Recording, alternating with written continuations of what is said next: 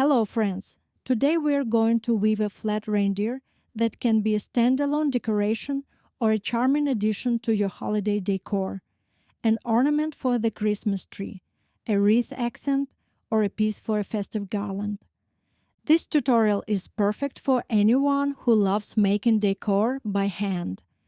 It's also a great starting project if you want to try weaving with paper vine. In just about an hour, you'll have a small finished piece. My name is Elena, and you're on the Weevyn channel. Don't forget to subscribe. Let's begin. You'll need about 12 rods of moistened paper vine, cutters, polymer glue, a knitting needle, a piece of regular cardboard, clothespins, a ruler. Please don't forget to watch the video on our channel about how to moisten the rods and how to store them while you work. The quality of your finished piece depends on this preparation. I wrap the moistened rods in a paper towel and a plastic bag. This helps them retain moisture. We'll need a small piece of thin cardboard. Mine is about 4 by 7 inches. Place it in front of you. Take 4 rods and place them parallel to each other on the cardboard. Secure them to the cardboard with clothespins. Clip the twisted end of each rod so they don't shift while you weave. It's important that the spacing between the rods is even. My spacing is 5/8 inch. If yours isn't even, adjust it. You can also draw guidelines on the cardboard in advance and line up the rods along those marks. Now we'll determine where the deer's body will begin. Measure 3.5 inches from the clipped ends, from the point where the twisted tips are secured with clothespins. This is the length of the deer's legs, 3.5 inches. Use your fingernail to make a crease on the first rod at that point. Then use a ruler to transfer the same mark to the remaining rods. This is where the deer's body will start. We'll weave with one weaver using the technique called chase weaving. Take a new rod and fold it from the twisted end side at about 1 inch. Place this folded part on the inside of the first vertical stake and hold it in place. Start weaving from left to right, passing over one stake and under the next. Guide the weaver to the third vertical stake. Make a crease on the weaver at the point where it crosses the third stake. With your left hand, hold the first stake with the tucked tail of the weaver, as well as the section of weaver passing over the second stake, so the spacing between the stakes stays consistent. Tuck the weaver behind the third vertical stake and bring it forward. Hold the third stake with your left finger to keep the tension and alignment as the weaver passes under it. Continue guiding the weaver to the right, passing over the fourth vertical stake. Crease the weaver here so it lies neatly when wrapping around the fourth stake. Lift the fourth stake slightly and wrap the weaver around it from the back, bringing it forward again in front of the third stake. Check that the fourth stake didn't lean toward the third one. If you tightened the stroke too much, loosen it slightly and straighten the stakes. Now the weaver moves back to the left in the same over one under one pattern. It goes over the third stake, then behind the second, and comes forward in front of the first. Adjust the weave if it shifted.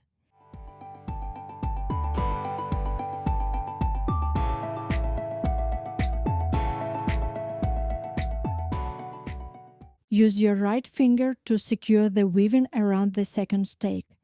Crease the weaver where it will wrap around the first stake. Carefully tuck it behind the first stake.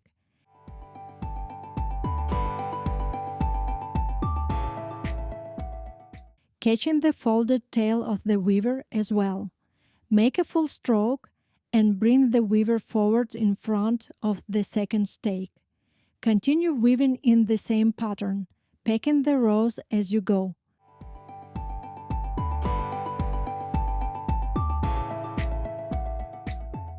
Whenever you wrap the weaver around the outer stakes, the first and the fourth, always crease the weaver. This prevents distortion and keeps all the turns uniform. After making a turn, press the stroke with your finger. When the weaver becomes short, guide it toward the second stake. This is where it should tuck behind next. And make a crease at that point. Use cutters to trim the end at a sharp angle up to the crease. Prepare a new rod by trimming the butt end evenly. Add a drop of glue into the butt. Pinch the angled end of the working weaver to compact it. Then insert it into the butt with twisting motions as far as it will go. Press the joint between your fingers to secure the splice. Continue weaving. Tuck the spliced weaver behind the second stake and bring it forward in front of the first. The splice should hide behind the second stake, so it's invisible from the right side of the weaving. Crease the weaver where it wraps around the first stake. Lift the first stake and tuck the weaver behind it. Make sure the weaver lies flat, without twists or kinks. Adjust if needed. The same stroke also secures the folded tail from the first weaver, hiding it inside the weaving. Continue weaving 5 more rows in the same way.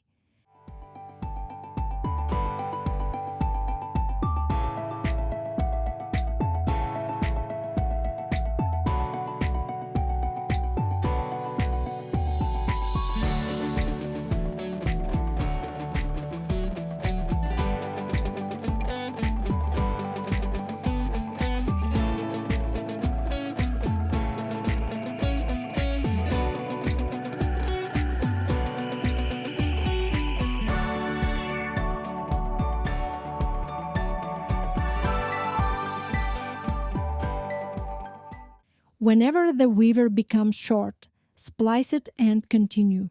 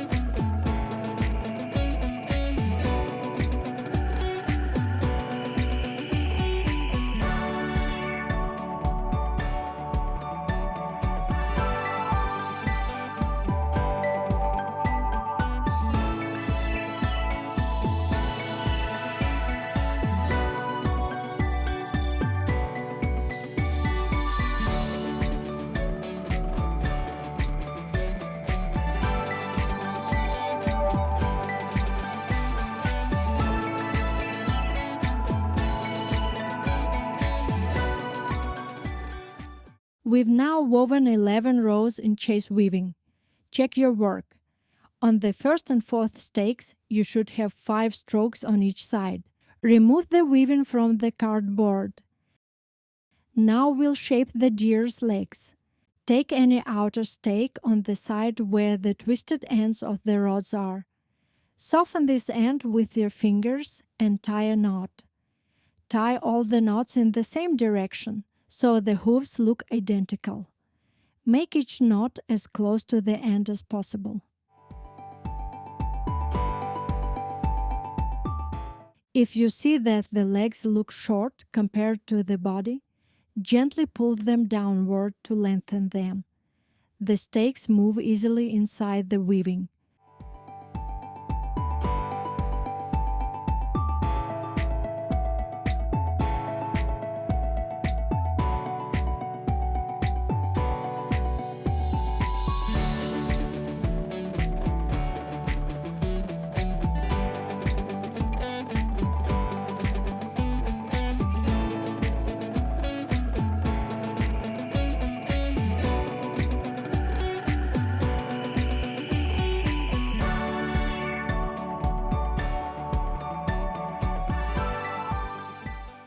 Tie knots on all 4 legs of the deer.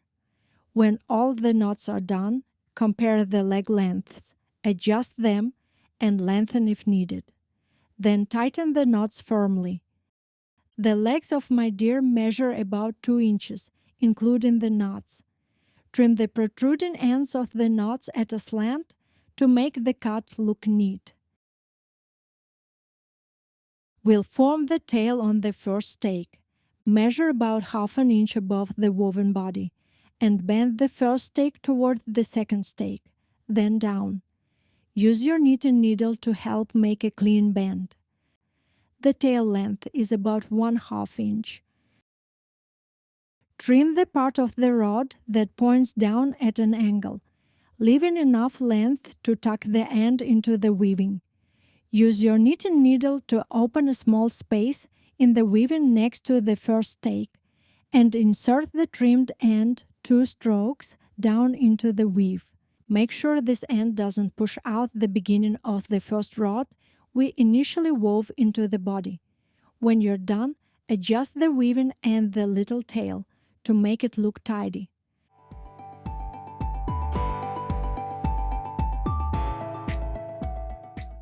Now we'll shape the neck. Tilt the second vertical stake toward the third stake so that it follows the line of the deer's body and then becomes the neck. It should lie snugly against the third stake. With the weaver, make a stroke around the fourth vertical stake and bring it forward in front of the third stake. Then guide the weaver over the third stake and the second stake that's now pressed against it. Tuck it behind them and bring it out to the back. If your weaver becomes short here, extend it by splicing a new rod and continue. Once extended, tuck it back around the third stake from above and bring it forward between the third and fourth stakes. At this point, we need to double the fourth stake. Take a new rod. With the knitting needle, make space to the right of the fourth stake, between the stake and the outermost strokes of the weaving.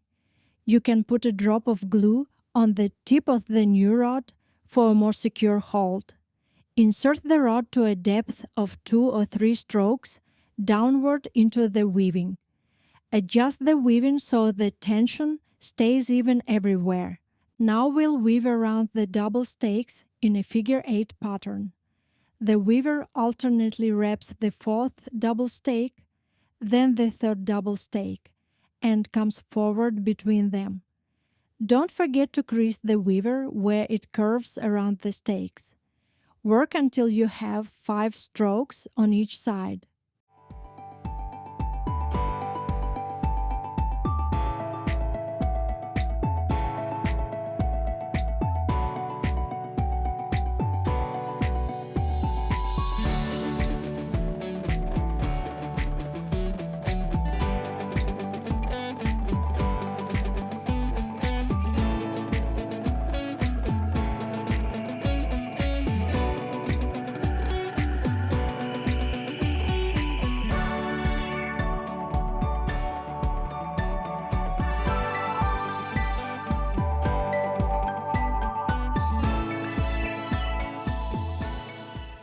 If the weaver becomes short again, make the cut between the stakes so the splice will be hidden where the strokes cross or behind the stakes.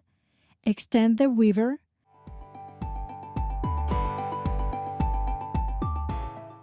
Then wrap the third double stake and bring the weaver forward again between the stakes. Pack the weaving downward. Take the outer right rod of the double fourth stake and bend it firmly to the right. Now the weaver passes over the remaining vertical stake, wraps around it, and comes forward between the stakes. This is what it should look like. We now weave 3 rows upward. Stop there.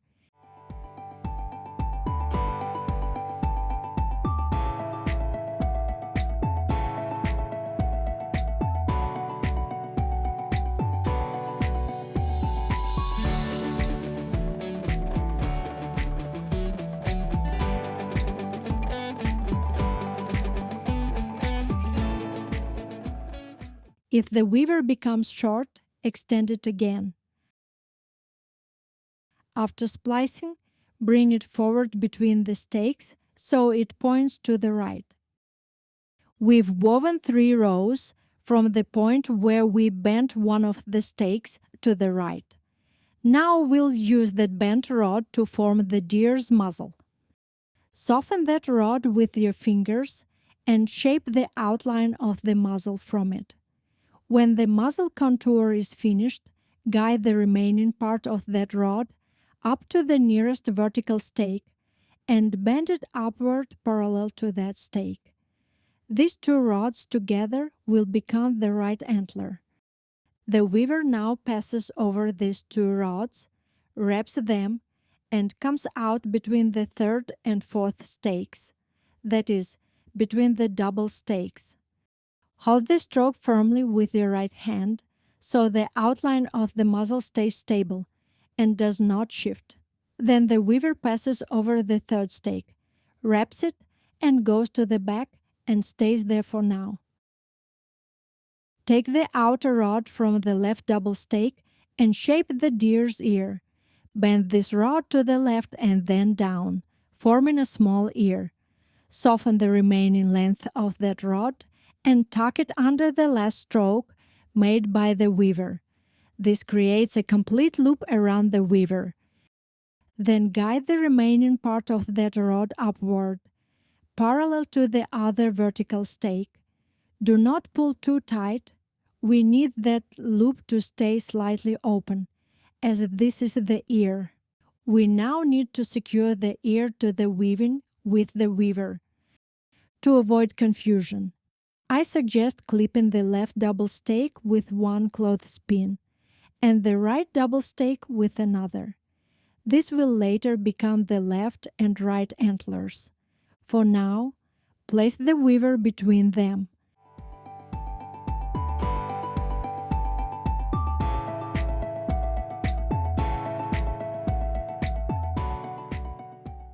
Then thread the weaver through the stroke that wraps the right double stake and bring it to the back behind the right double stake.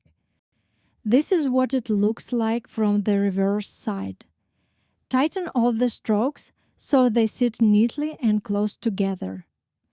We just have the muzzle and the antlers left. Here's how it looks on the finished deer. Let's weave the muzzle. Pull the weaver along its whole length, so it does not deform as you work. The weaver is currently at the back. From the back, pass it upward and inside the muzzle contour, and bring it forward toward you. Lay the stroke as close as possible to the main body of the weaving, right at the base of the muzzle. We'll be weaving from the broader part of the muzzle toward the narrower part. Next, the weaver goes over the lower contour of the muzzle and comes out to the center of the muzzle, inside the contour and forward. Hold the lower stroke with your hand so it does not move.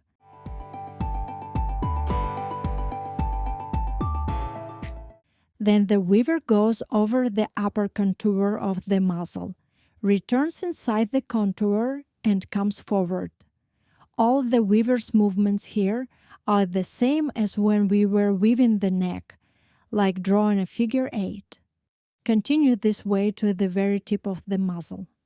Pack every new stroke tightly against the previous one.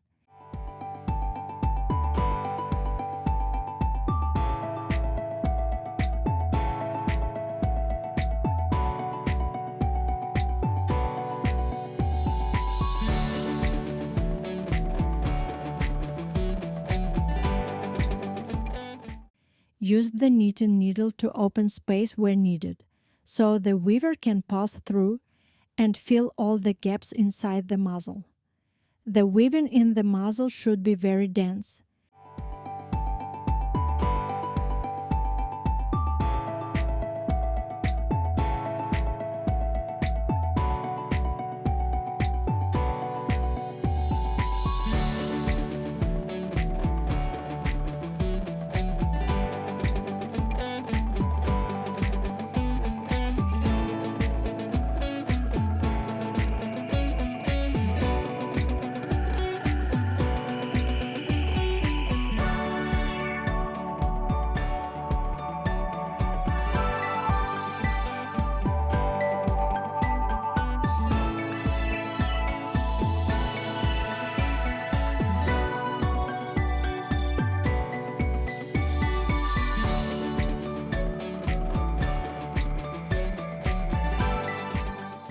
When you reach the last stroke and there is no more space, pull the weaver firmly to compress and tighten the entire weave.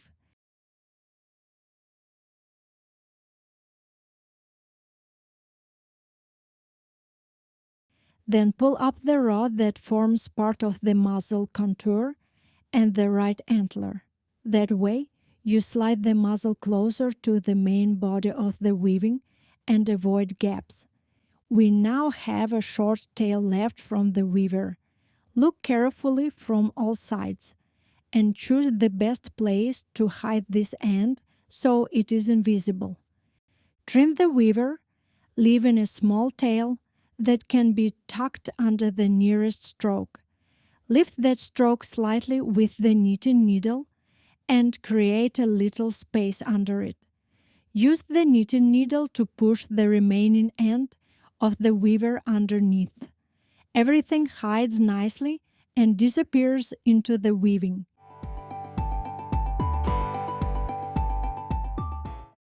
Now we'll make the antlers. Here is how they will look when finished. You'll need a piece of cardboard again.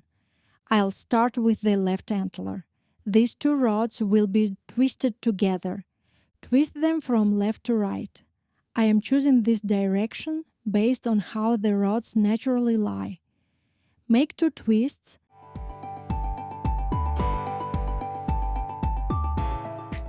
Then place a short scrap of a rod between them.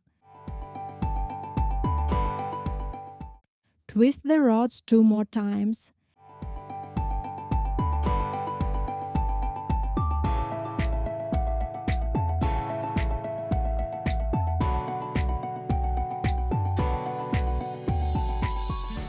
Add another scrap and twist 2 more times.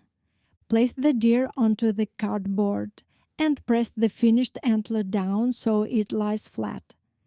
Fix the ends of the rods to the cardboard with clothespins. Shape the antler immediately. Give it the curve and direction you want.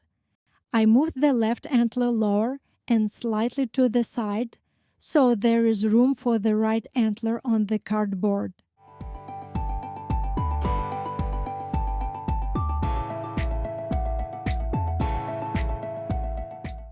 Now let's make the right antler.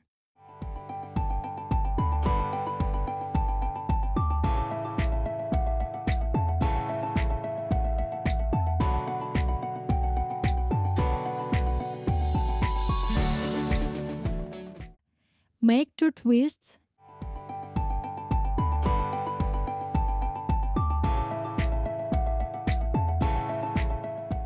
Insert a scrap.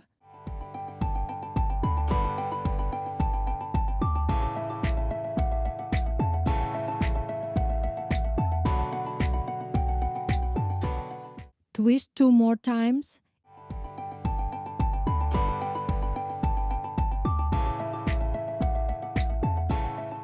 Insert another scrap.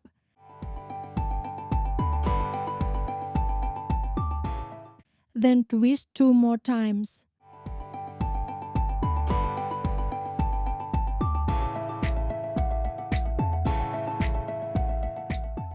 Lay the antler on the cardboard and secure its ends with clothespins. Shape the scraps that form the antler branches so they curve upward. If you want, you can glue these scraps for better stability.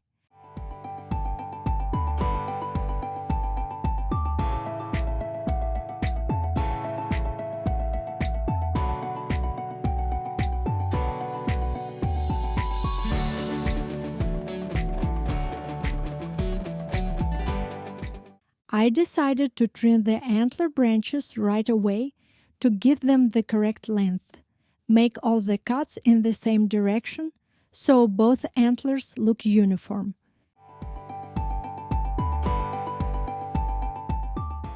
Look over the entire deer.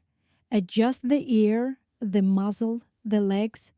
Everything should be in its proper position. Leave the deer to dry on the cardboard and place a heavy weight on top. I use a large book. Wait until it is completely dry. When the deer is fully dry, Remove it from the cardboard. Trim the long ends of the antlers to their final length. Your deer is almost ready. To make the finished piece stronger, it needs to be coated with a very thin solution of water and water-based acrylic varnish. Use a ratio of 1 part varnish, 1 to 2 parts water, depending on how thick your varnish is. The consistency should be like regular milk. Pour the solution generously over the deer from all sides, so it reaches all tight and hidden areas.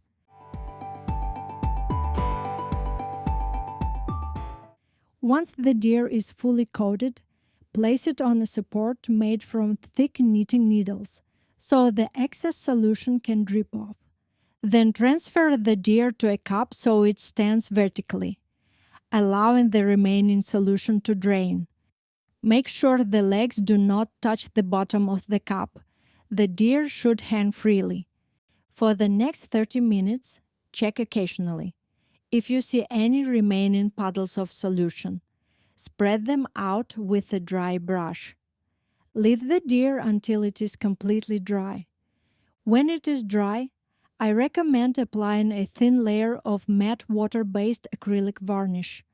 After that, add a ribbon, and you can hang your deer on the Christmas tree. Your new decoration is ready. Thank you for weaving with me. If you enjoyed this tutorial, like the video, and do not forget to subscribe to the channel.